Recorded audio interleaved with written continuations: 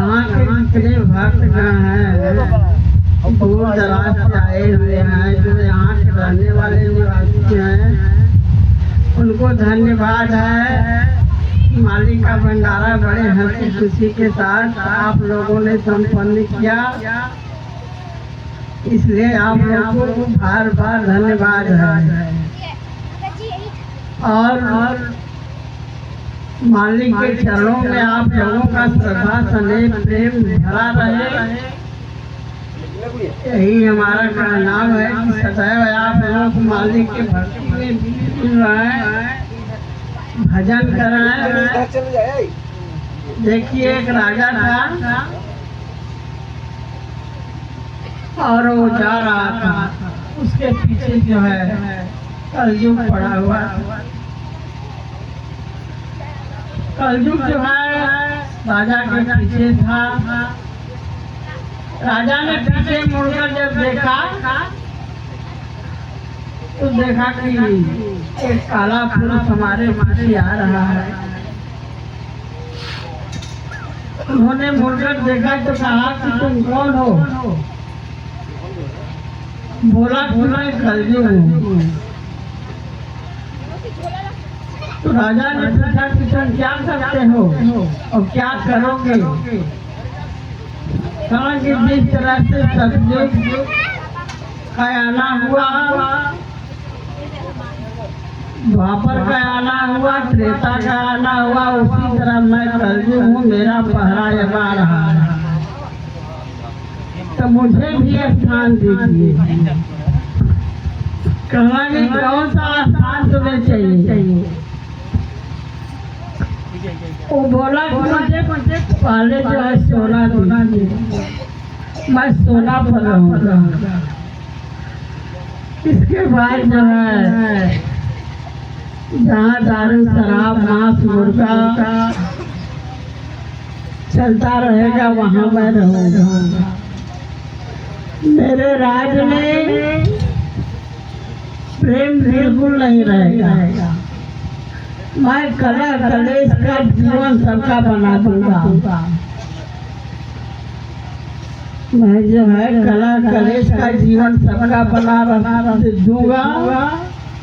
किसी में प्रेम नहीं रहने दूंगा।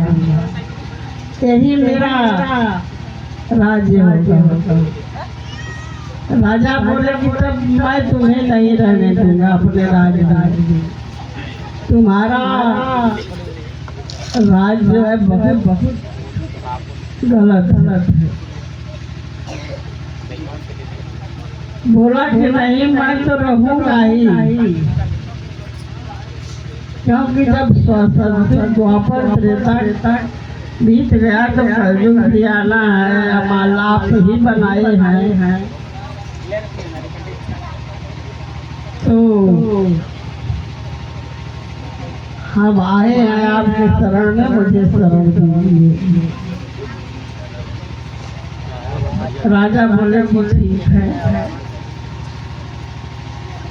अब वो जो है सोना पहने थे, कपार पर अपने सिर पर मुकुट लगाए थे और उसी में वो चढ़ बैठा था। इसके बाद श्रृंगी ऋषि बैठे हुए थे तपस्या में और उनको मरा हुआ सांप लपेट दिए उसके गले में, क्योंकि कलयुग चढ़ा हुआ था कपार पर, इसीलिए ऐसा अनर्थ उन्होंने किया। उनका पुत्र जो है जब सुना कि हमारे पिता के गले में राजा परीक्षित जो है मरा हुआ सांप लपेट दिए है, तो जो है श्राप दे दिया कि वही मरा हुआ सर्प जो है तक्षक नाग बन करके आज के शासन फिर राजा परीक्षित को डसेगा और राजा मर जाएगा। जब श्राप दे दिया तो महर्षि का जो है ध्यान टूटा और अपने पुत्र को बहुत बिगड़े। बोले कि ये बताओ कि तुम जिसको श्राप दिए हो उसको जानते हो कि वो कौन था? बोला कि नहीं, मैं नहीं जानता। महर्षि बोला कि वो राजा परीक्षित थे और बड़े धर्मात्मा राजा थे। उनके नहीं आने से चोर लुटेरों का राज बन जाएगा और धर्म का लोप हो जाएगा। ये तुमने ठीक नहीं किया। एक काकर के महर्षि जो है राजा परीक्षित के महल को चल दिया और राजा जब अपना मुकुट उतारते हैं महल में जाकर तो कलयुग उतर गया उनके सर से। अब वो छाती पीट करके चिल्लाने लगे, अपने आप को जो है धिक्कारने लगे कि मैं तो बड़ा पापी हूँ, अत्याचारी हूँ, हमारे जैसे राजा को राज में रहने का कोई अधिकार नहीं है, हमको जो है इस राज में नहीं रहना चाहिए। उसी समय महर्षि अपने राज्य में पहुंचे और दरबान से बोले कि मैं राजा से मिलना चाहता हूँ इसी वक्त। दरबारों ने कहा कि राजा जो है महल में सोए हुए हैं, इस समय हम लोग नहीं उनके पास जाएंगे। महर्षि बोले कि मैं तुमको अभी श्राप दे दूंगा, नहीं तो जाओ राजा को जल्दी से बुलाओ। अब सोने का समय नहीं रहा, अब जागने का समय हो गया है, बहुत दिन सो ली। श्राप के डर से दरबार जो है राजा के पास गए और बुलाए कि महर्षि आए हैं, आपको बुला रहे हैं। राजा जो है महर्षि का नाम सुन करके तुरंत आते हैं और चरणों में साष्टांग दंडवत करके गिर जाते हैं। बड़े आदर के साथ ले जा करके अपने सिंहासन पर बैठाते हैं। उनका आरती उतारे, चरण धोए, चरणाचरण लिए उनका यथाचित सेवा किए। अब बोले कि प्रभु मुझे श्राप दे दीजिए, मेरे जैसे अत्याचारी राजा को रहने का यहाँ कोई अधिकार नहीं है, मैं रहकर क्या करूँगा, आप श्राप हमें दे दीजिए। महर्षि बोले कि मैं क्यों तुम्हें श्राप दूं, तुम तो गलतीदार हो ही नहीं, गलती तो कलयुग में तुम्हारे सर पर बैठा सोना था, उसमें बैठा हुआ कलयुग था और वही सब कुछ करवाया है। तुम तो श्राप के योग्य नहीं होगी, मैं तुम्हें श्राप दूं। हाँ, तुम्हें इतना जो है चेतना करने आया हो कि आपको 7वें दिन जो है सर्प डसेगा और आप मर जाएंगे।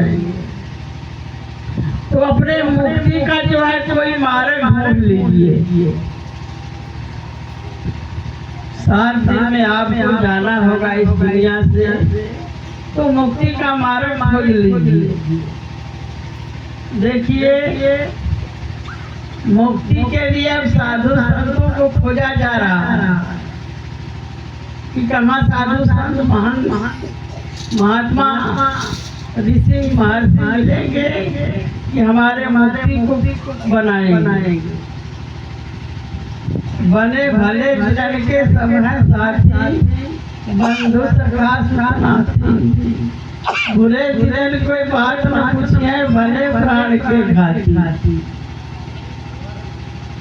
तो अच्छा दिन है तो माता है, पिता है, भाई है, भौजाई है, पत्नी है, पुत्र है, पिता है, लेकिन मुक्ति बनाने के लिए कोई तैयार नहीं है। साधु संत को खोजिए, वही मुक्ति बनाएंगे।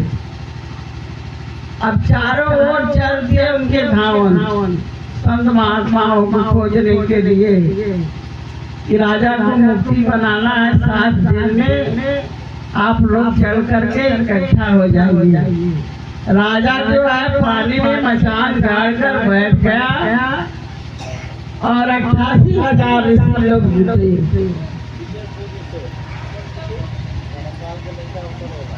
88,000 संत महात्मा वहाँ जुटे, लेकिन 60 दिन में राजा का कोई मुक्ति बनाने का लिया नहीं उठाया।